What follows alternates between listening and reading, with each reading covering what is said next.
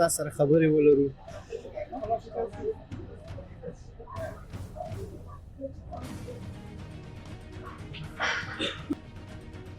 شریف در بین 20 ولایت افغانستان توانست حریف‌های پرقدرت خیش را در فری فایترز همه رشته از دی باز در کلاب ما باز بوکس هم تمرین داده میشه، ژیمناستیک هم است، پهلوانی هم است. یک مجتمع بزرگ است. میشه استاد از مدت 4 سال رشته پهلوانی را پیشه کرد. در سن 16 سالگی رو به رشته مبارز آزاد یا MMA آورد.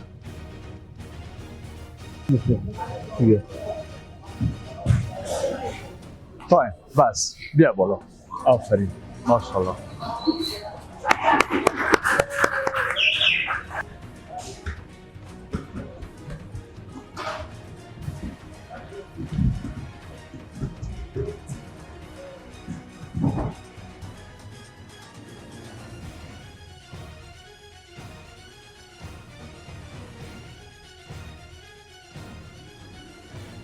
دیتون چی است؟ بخیر بخیر. برنامه داریم یک مبار در خوست فایت داریم. آمادگی میگیریم، زحمت میکشیم برای بسیار. تایم ماشاءالله. آفرین.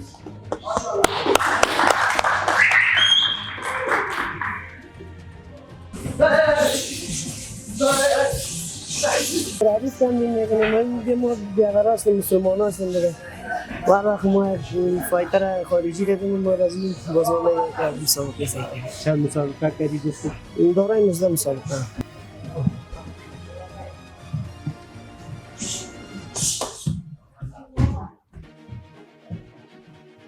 ادب دارم خدمت شما و خدمت تمام ورزشکاران عزیز.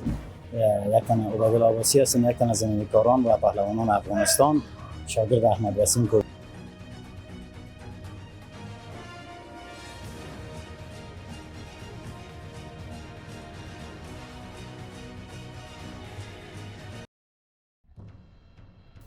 سلامونه، خیر اغلاس. زمونږ نننۍ خپرونې ته مصطفی محمدي د اذان افغانستان چینل نه ستاسو په چوپړ کې. درنو لیدونکو، لکه څرنګه کوم چې نورې برنامې مو هم تاسو دپاره درلودې، د هغو برنامو په تعقیب نن راغلي یو کابل ښار ګلبهار سنټر ویکټور وی آی پي جیم ته. د دغه جیم نه غواړو تاسو لپاره ګزارش ولرو، برنامه ولرو. نو موږ نن راغلي یو د دغه جیم مسؤل او په دغه جیم کې مشهوره استاد تر څو دوی تاسو ته در وپېژني. زموږ سره پاتې شئ او له خپرونې څخه خوند واخلئ.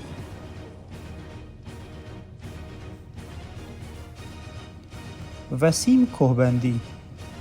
آقای وسیم کوهبندی متولد سال 1375 در یکی از خانواده‌های متدین ولایت کاپیسا قریه نوآباد دیده به جهان باز کرد. وسیم کوهبندی دوره طفولیت خیش را در نوآباد ولایت کاپیسا سپری نمود و در سن 7 سالگی به ولایت کابل آمد و از سن 12 سالگی رو به ورزش پهلوانی آورد. مدت 4 سال رشته پهلوانی را پیشه کرد و در سن 16 سالگی رو به رشته مبارز آزاد یا MMA آورد. در این سن نوجوانی دستاوردهای خیلی زیاد داشت و 14 مسابقه آماتور را بدون شکست به پیروزی رساند. در سال 2014 آقای وسیم کوهبندی در مسابقات پروفشنل سازمان AFS در ولایت بلخ مزار شریف در بین 20 ولایت افغانستان توانست حریف‌های پرقدرت خیش را در راوند اول با ضربات مژدنی قوی نکاوت نماید و آقای وسیم کوهبندی اولین نماینده افغانستان بود که توانست با حریف پاکستانیش بهترین مبارزه را انجام نماید. و مسابقه بعدی آقای کوهبندی چالنجی بود. این مسابقه در ولایت کابل با پوشش زنده از چینل های مختلف کشور به تصویر رسانیده شد و آقای کوهبندی توانست این چالش را از حریف پاکستانی خیش هم و مسابقه بعدی آقای کوبندی در کشور عزیز افغانستان با شور و هیجان مردم در بهترین سازمان TGFS با حریف از ولایت کابل فرید روحانی بهترین و جذابترین فایت را در تاریخ افغانستان انجام داد و بهترین فایتر انتخاب شد. مسابقه بعدیش با حریف از کشور آذربایجان کامل عزیزوف در ولایت کابل افغانستان که از شبکه تلویزیونی یک به طور زنده به پوشش رسید هم توانست که با ضربات مشت‌های قوی خیش حریف خیش را نکاوت نماید و بیرق افغانستان را بلند کرد و آخرین فایت آقای کوبندی در سازمان MKFS با حریف از کشور ایران به نام حیدر اکبری در فایت مرکزی قرار داشت و خوشبختانه توانست که این فایت را هم به پیروزی برساند.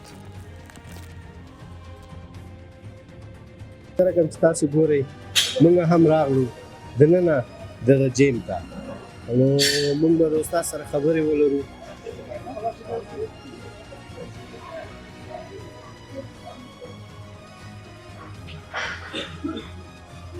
سلام علیکم استاد. خوب هستین انشالله؟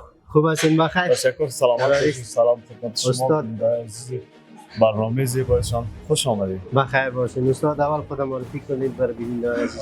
تشکر. سلامت باشی. وسیم کوبندی سم یک تن از کاران افغانستان. تشکر. زنده باشید استاد. چه وقت میشه تمرین میکنید؟ ما مدت از 14 سال میشه اشتراکش میکنم. 14 سال. چه شاگرد دارید؟ شاگرد ها فعلا موجود دیگه 80-90 نفر تمرین میکنن در کلاس ما. دو تایم است. نام خدا 80-90 نفر. الا 100 نفر هم شاید باشه. باز در کلاب شما کدام بیشتر ورزش تمرین میشه؟ رشته ما که از فری فایت است، همه رشته از دی باز در کلاب ما باز بوکس هم تمرین داده میشه، ژیمناستیک هم است، پهلوانی هم است. یک مجتمع بزرگ است. بزرگ است. میشه استاد از احمد علی اوتک در ما بگویید بیشتر از شما این کلاب مربوطی از راه میشه؟ بله، احمد علی اوتک خوشبختانه استادم است و فعلا اونها نیستن، من هستم در جایشان به نمایندگی استاد. شما گفتید که استادتان. بله. چه خاطرات دارید از استاد؟ واقعا خاطرات بسیار داشتیم. اما از اینو هر لحظه که می‌بود یک خاطره بود دیگه. واقعا روزای بسیار شیرینی داشتیم امروز. استاد درباره دستاوردهایتان برنامه بگید. دستاوردهای خودم 14 مسابقه آماتور دارم من و 6 مسابقه پروفشنال است که یک باخت دارم، یک بی‌نتیجه دارم، 4 برد دارم. درباره سفرهای خارجی بگیم. سفرهای خارجی برای کشور پاکستان داریم. چند مسابقه انجام دادیم؟ خارجی امروز آذربایجانی انجام دادیم، امروز ایرانی انجام دادیم، امروز پاکستانی ها انجام دادیم.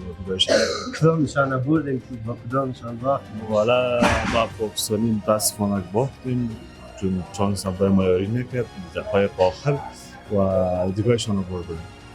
بر پاکستانی باختیم؟ بله پاکستانی باختیم. استاد میشه شما تمرینات بچه ها را ما ببینیم؟ امروز چی تمرین دارین شما؟ امروز روز بوکس ماست انشالله بخیر بودم. چیزایی که داشتیم بخیر و نمایش قرار میتونیم. میربانی بعد از تمرین باز میشه همون دستاوردها و مدالای شما.